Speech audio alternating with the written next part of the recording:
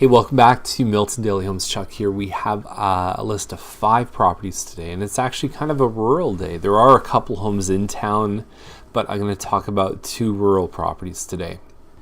First up is Crawford Crescent. $825 is the asking, which immediately seems in line. They don't go for much less than $800 in the subdivision. And they can go up to maybe $950. There's also one on Stokes Trail at 1.4 that's really nice, that relisted, but there's no photos, so I'm not going to talk about it. Anyway, this one I like the architecture here. You've got this kind of turret with lots of natural light and windows. Inside, there's another interesting effect here. You've got these kind of palladium windows with a bidet. But be careful you don't boink your head when you get up, because it looks like these 2 windows are good for the tub and the toilet, but not the bidet. We have fond feelings for bidets in daily homes. Maybe it's just because you don't see them very often, even though I've never used a bidet, and based on that information, we now know each other a little better. Same as yesterday, the basket's in here. They could have taken it out. The layouts are very interesting in this subdivision, so it's hard to tell from pictures how they're set up. Kitchen looks decent. There are some floor plans on Crawford Crescent that I've seen where the kitchen is very, very small. Same thing, they could have taken some of the calendars and just some of the stuff off just to kind of keep it simple. When you're taking listing photography, you have to be aware of the fact that the photos will always make things look more cluttered, so you almost have to oversimplify.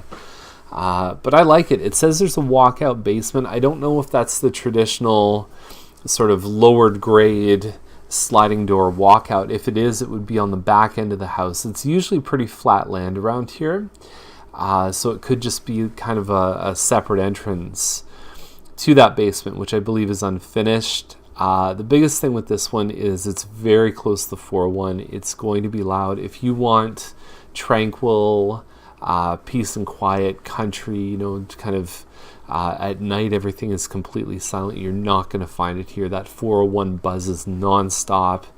Now, that being said, it's a very convenient location. You could be on the 401 in probably 30 seconds from this home. So it can be good for commuters too, depending on how you feel about that. That's what it is. 4430 Trafalgar Road is $2.9 million. It's a 12.5 acre piece of land.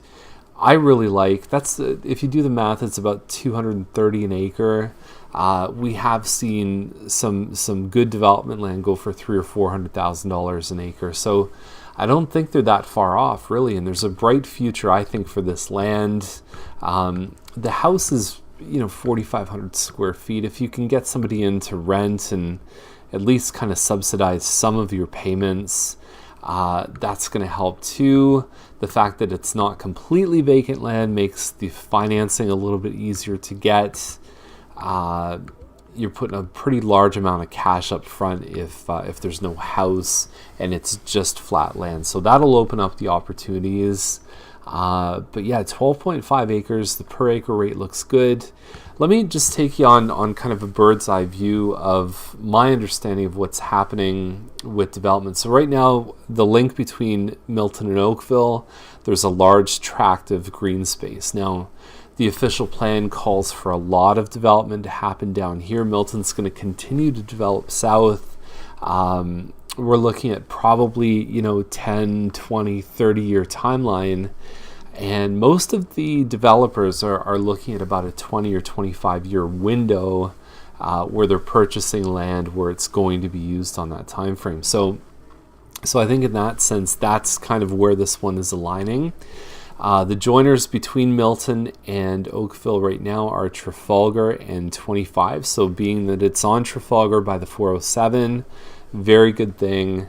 We're starting to see Oakville develop up this way, and what'll happen around Trafalgar and Dundas is it's going to resemble, as far as I know, it's going to resemble almost that square one, intense development, condos, lots of things happening there. So I think that being a little bit north of there is going to be a good thing. There's talk of a another GO train station somewhere around kind of this west around Trafalgar.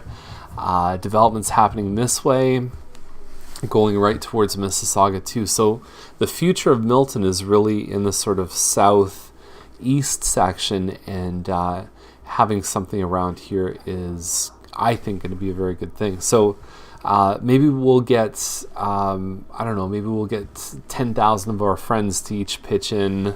What would that be, $2,900? I'd have to do the math on it. But if every subscriber to Daily Homes pitched in some money, maybe we'll just get this land and just sit on it for 20 years.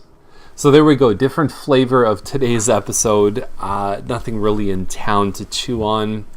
Although Row looks okay. But anyway, have a look at the link. If you have any questions, give us a call, and we'll see you tomorrow with more Milton Daily Homes. Thanks for watching.